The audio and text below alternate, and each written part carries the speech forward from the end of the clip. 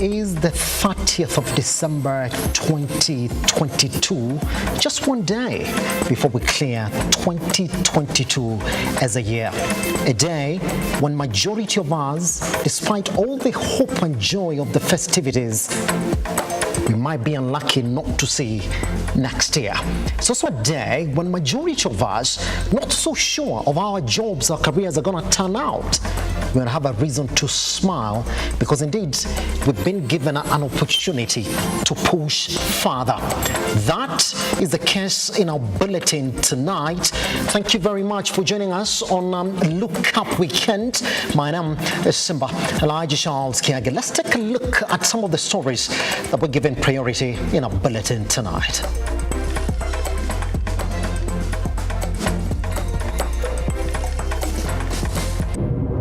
Particulars of any allegation against the governor have not been substantiated, further proceedings shall, underline, shall not be taken under this section in respect of that allegation. Tonight on Look Up Weekend, victory for the embattled Meru Governor Kawira Mwangaza as Senate panel terms evidence against her as hot air. Veteran TV news queen Catherine Kasavuli passes on. A man hacks 2 children to death, leaves mother hospitalized in Mwingi.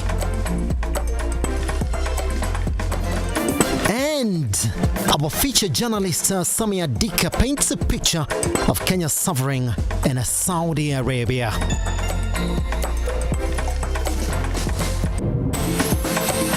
Thank you very much for making time tonight. Our sign language interpreter is Felicity Dundo. Let's get started.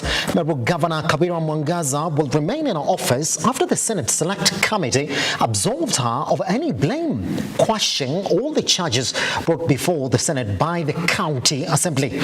Ian Kitani opens our bulletin this evening. 3 days of hearing and filing of the final report on the impeachment of Meru Governor Kawira Mwangaza, it was upon the committee to table the report before the Senate chambers today afternoon. I want to thank the House, thank colleagues, and thank all the stakeholders in this matter of the special committee that was considering and investigating the proposal for removal from office by way of impeachment of the Honorable Kawira Mwangaza, the Governor of Meru.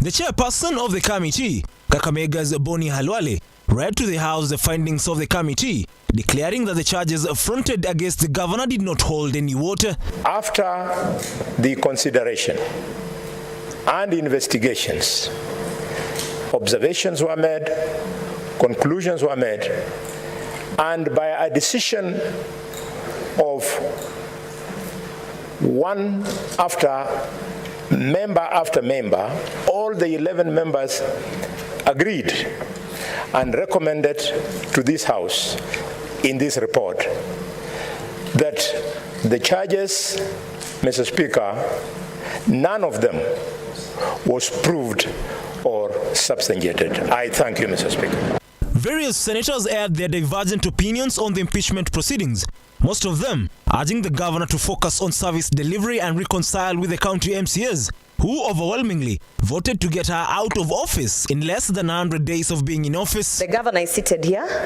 and I feel as though, as much as this is a learning moment, it should not be a moment to bring you down as an elected governor and an independent ticket. I want to say, as we are looking at impeachments in future, we also have to look at the bills of rights. We have witnessed double standards when it comes to women leadership. I am a recent victim, and we have to stand firm. We have to stand firm in our space with no apologies. Mine is to request you to be humbled by the calling of leadership. Kindly get in touch with the leaders of Meru. However, Not everyone was satisfied with the verdict of the committee, with Nandi Senator Samson Cherargei suspended from the House for the next 3 sittings after challenging the Speaker's ruling. Proceed, Senator Cherargei. But someone wants to inform Proceed to retract and apologize. Mr. Speaker, in your ruling,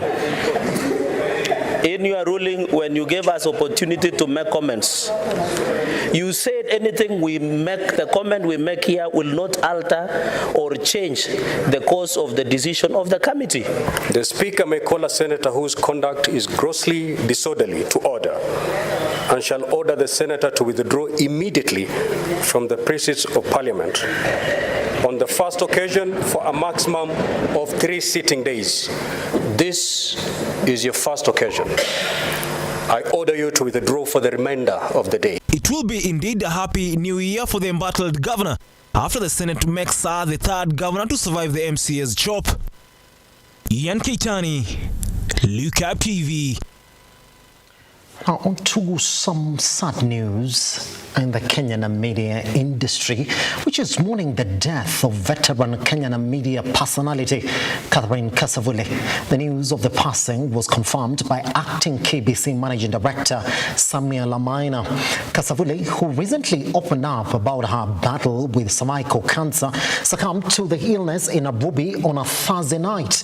Ms. Kasavule became the first female TV news anchor in the country and is credited with breaking the glass ceiling for female TV journalists in the country.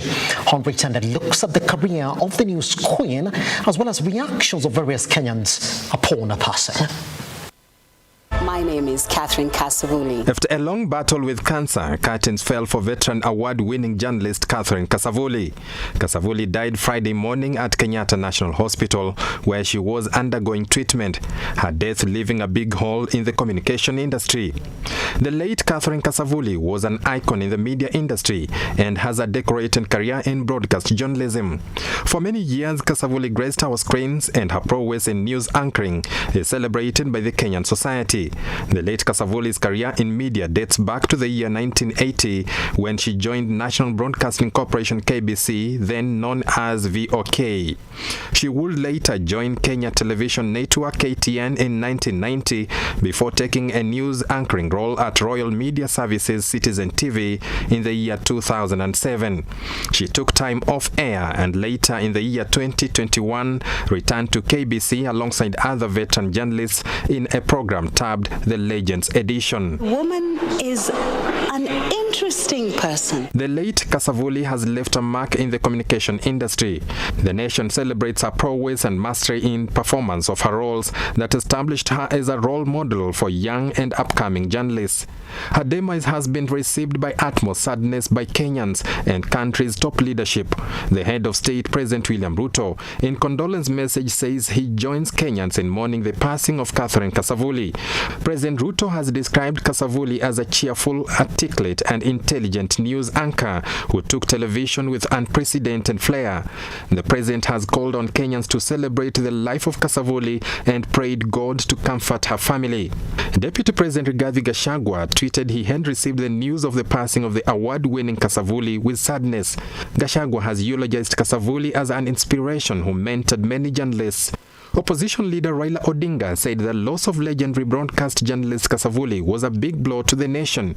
Odinga and his wife Ida Odinga extended their heartfelt condolences to Kasavule's family, friends and colleagues. The former premier said Kasavule illuminated Kenyan screens as a trailblazer, saying her gallant career inspired many women to join the media industry. Kasavule's fall to cancer has broken the hearts of many Kenyans who were praying for her healing ever since news of her admission surfaced. The late Kasavule enjoyed a stellar career and was fitted for brilliant work. She was awarded the prestigious Order of the Grand Warrior OGW by the late President Mwai Kibaki in 2008 because of her excellent career. Kasavule died at the age of 60. May Almighty God rest her soul in eternal peace. Henry Tende, Lookup TV. May she indeed rest in peace. Residents of Kwamunyanzu village in Mwangi sub-county, Kitui County, have been left in shock after a 40-year-old man hacked 2 children to death, leaving their mother hospitalized. While confirming the incident, Mwingi Central Police Commander Peter Mutuma stated that investigations have been launched to establish the motive behind the attack. Shadrach Kareria with that story.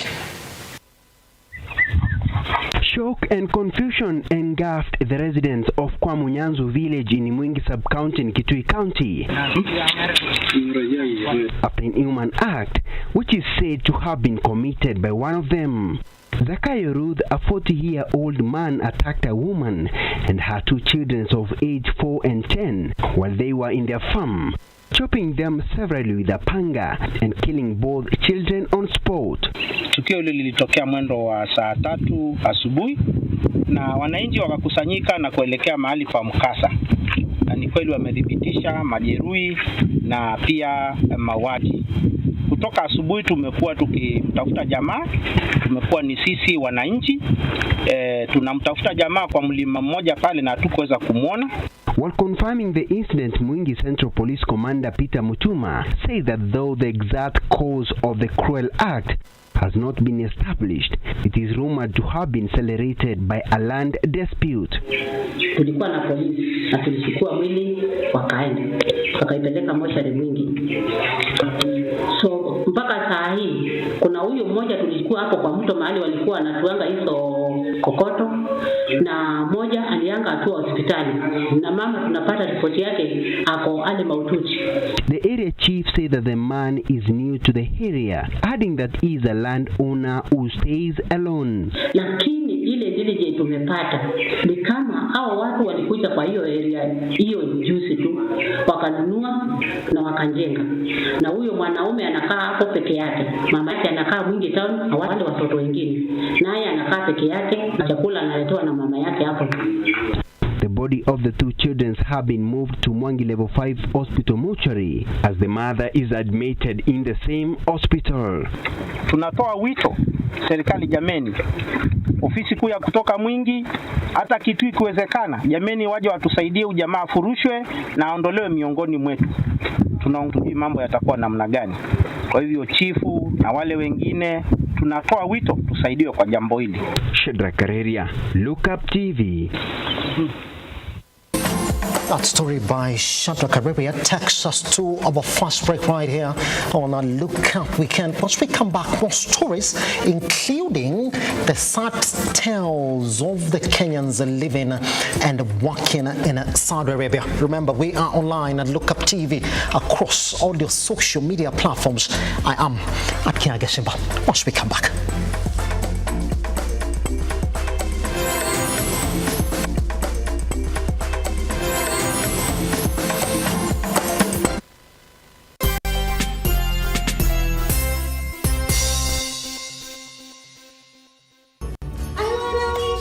Merry Christmas. I wanna wish you a Merry Christmas. I wanna wish you a Merry Christmas from the bottom of my heart. I wanna wish you a Merry Christmas. I wanna wish you a Merry Christmas. I wanna wish you a Merry Christmas from the bottom of my heart.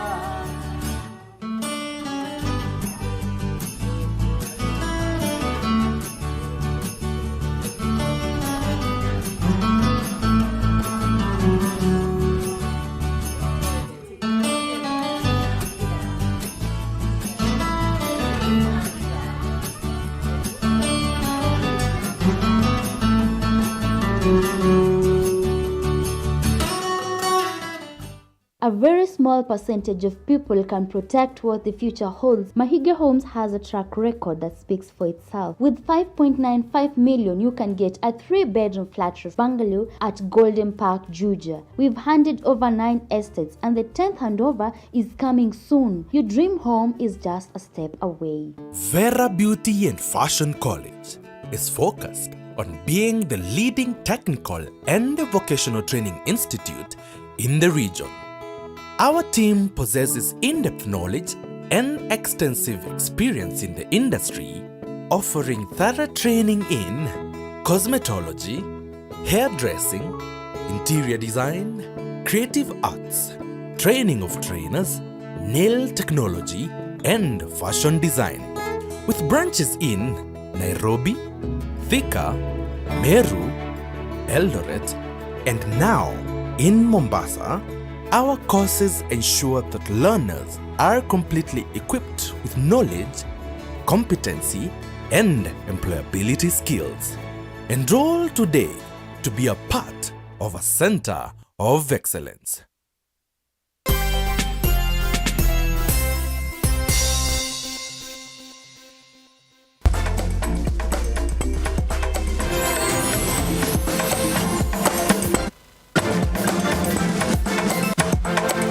Welcome back. You are watching Look Up News.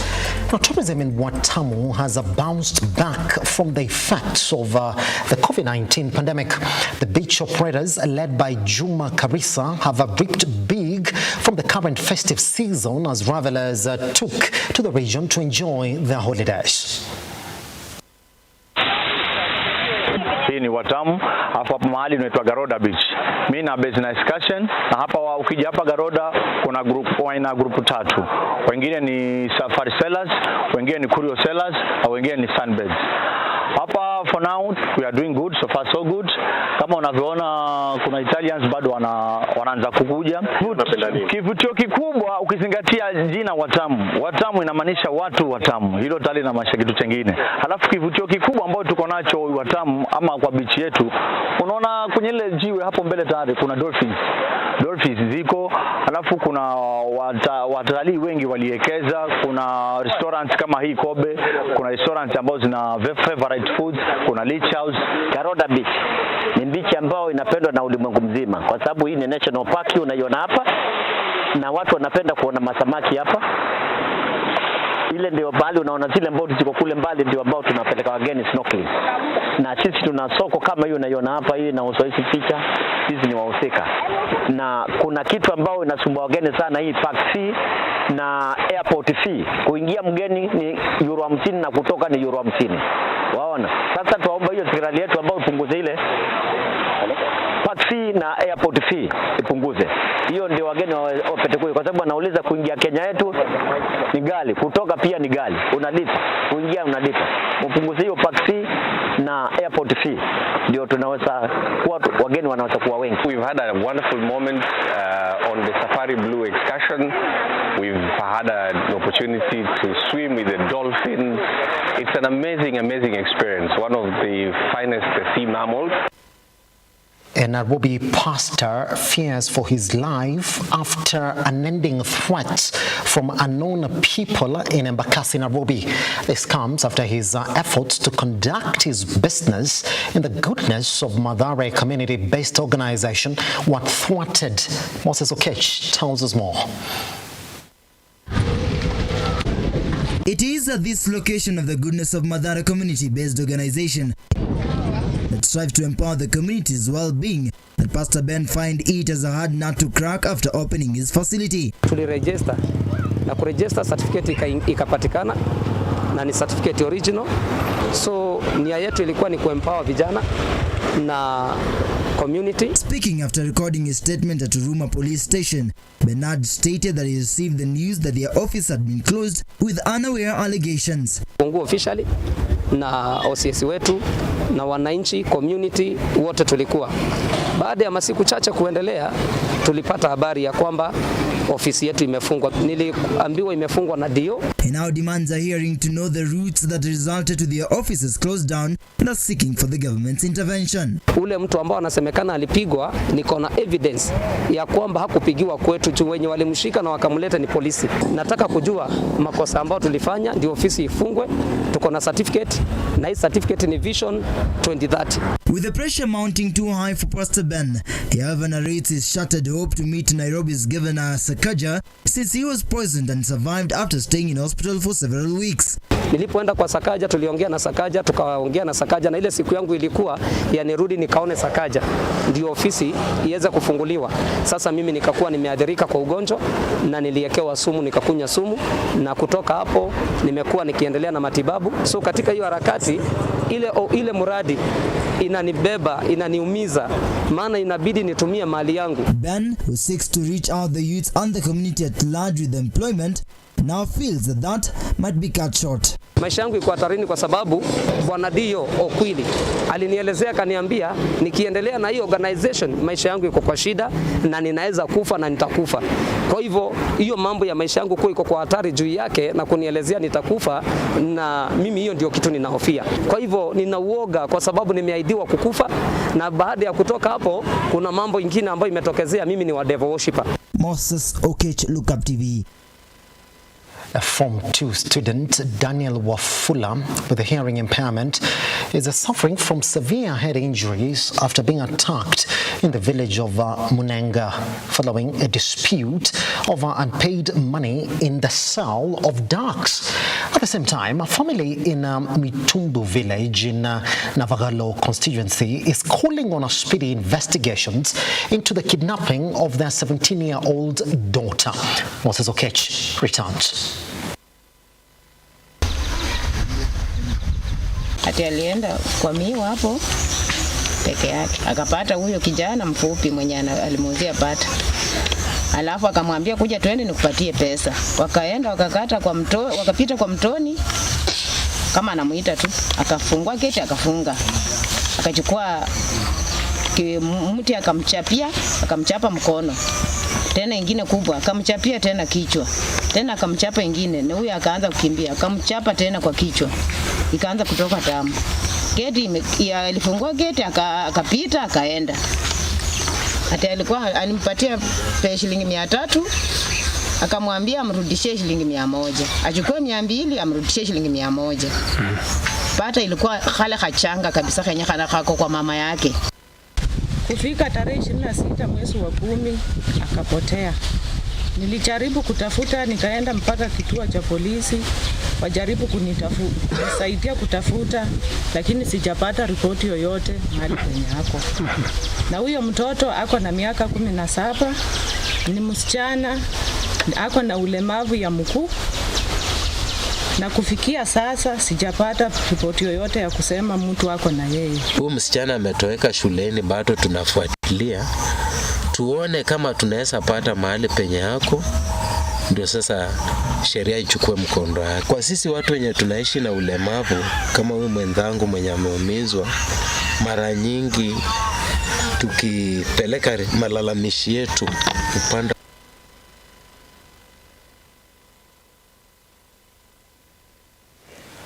The government has promised to rescue all Kenyans stuck in Saudi Arabia as part of fulfilling President Ruto's campaign promise to ensure safety of all Kenyans leaving the country to work abroad.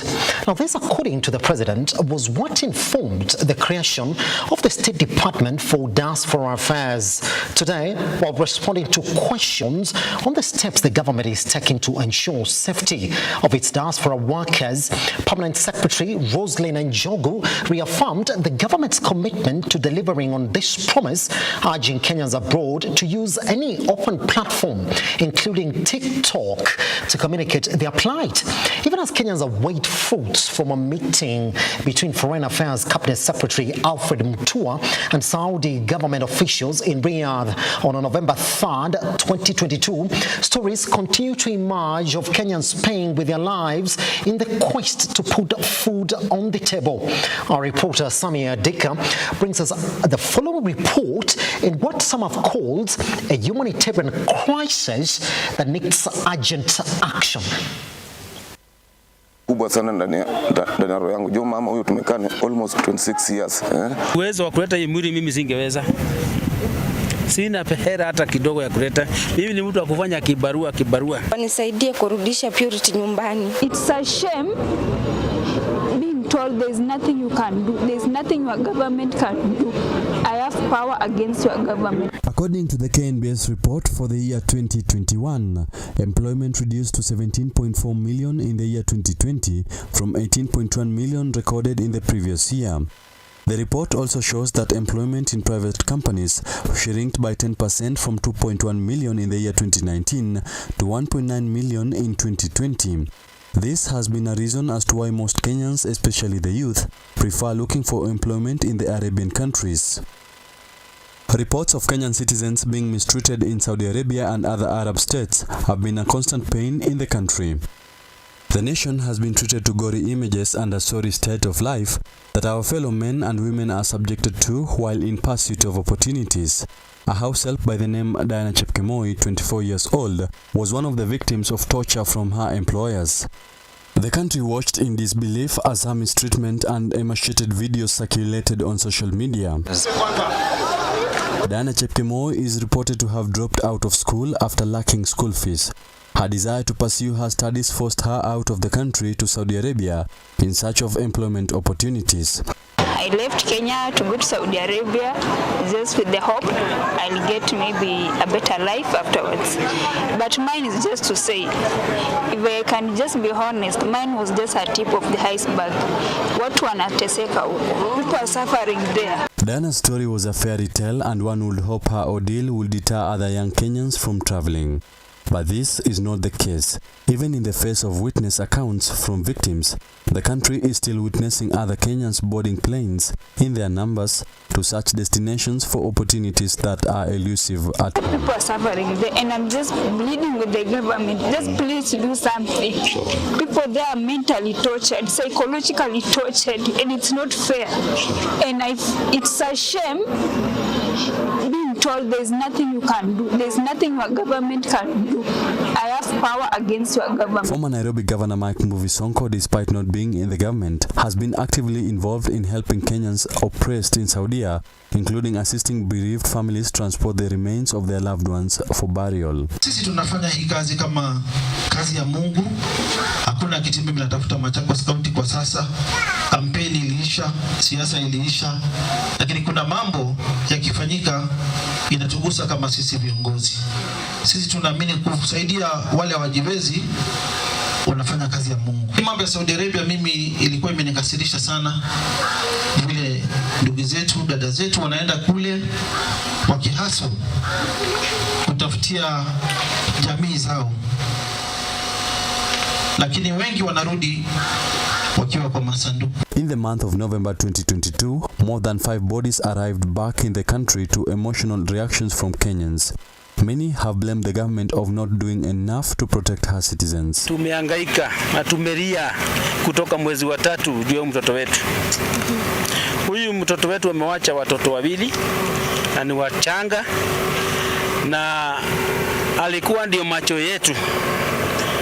Juu alitoka hapa katafute kazi, juu hapa kwetu Kenya kazi zimekuwa chache sana.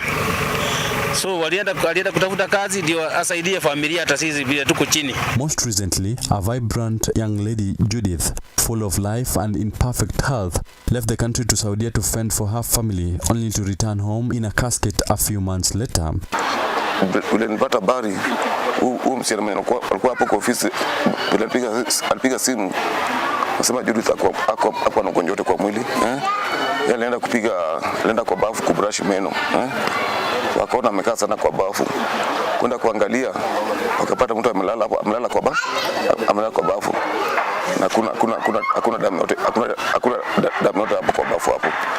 Ni uchungu kubwa sana ndani ya roho yangu. Jo, mama huyu tumekana almost 26 years. Her death left the family devastated as she was the breadwinner. Mama ndakuwa tegemeo yangu, mimi sina kazi ya kufanya, ndio tulikuwa saidia naye hapa, na mimi niachia watoto 4.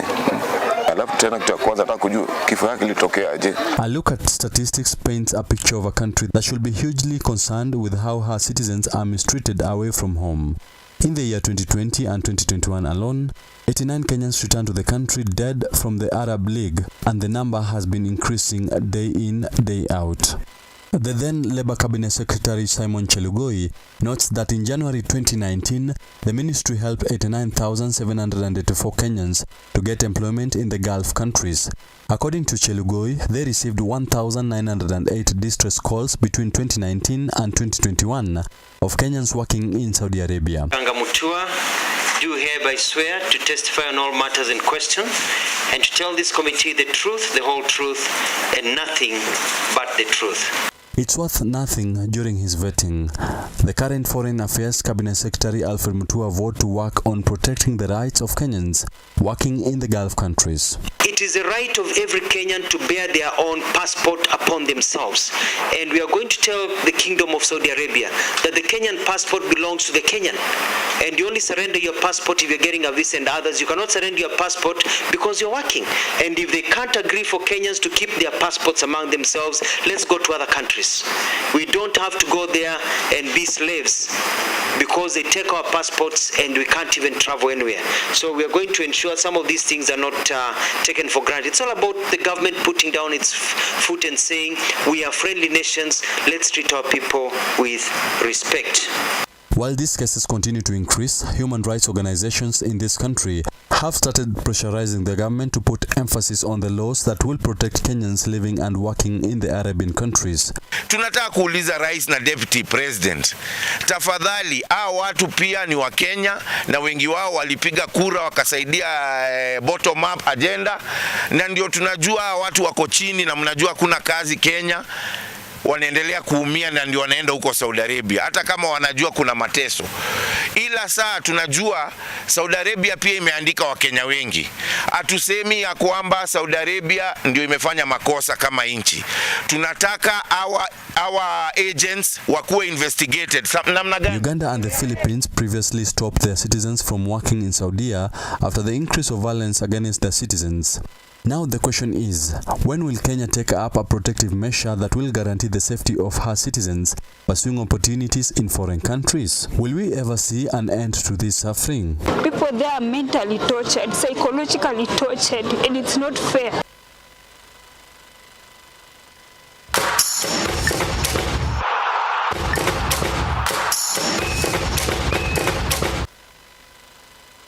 Brazilian football icon Pele, widely regarded as the greatest player of all time and a three-time World Cup winner, has died at the age of 82. Named Athlete of the Century by International Olympic Committee in 1999, Pele is the only